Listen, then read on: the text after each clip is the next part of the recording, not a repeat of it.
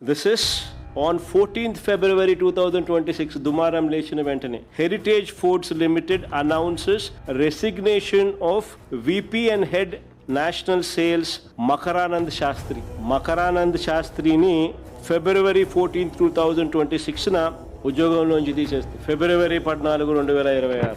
Next పేజీలోకి పంప. 2015లో చంద్రబాబు నాయుడు గారు ముఖ్యమంత్రిగా ఉండగా ఇందాపూర్ డైరీని టీటీడీ నెయ్యి వ్యవహారాల్లోకి హెరిటేజ్ యూనిట్ని తీసుకొచ్చినారు. 278 రూపాయలు కోట్ చేసి టీటీడీకి నెయ్యి సప్లై చేసింది. Next page. 2016 మార్చ్ 18న ల్యాబ్ టెస్టుల్లో ఇందాపూర్ డైరీ ఫెయిల్ అయి డిస్క్వాలిఫై అయింది. అంటే కల్తీ జరిగిందనే కాదని అర్థం. Then next page. డిస్క్వాలిఫై అయిన 3 నెలల్లోనే, అంటే మళ్ళీ ఏప్రిల్ 26, 2016న ఇందాపూర్కు మళ్ళీ అర్హత కల్పించిన చంద్రబాబు గవర్నమెంట్. బిడ్డింగ్లో పాల్గొన్న ఇందాపూర్ డైరీ ఎవిడెన్స్.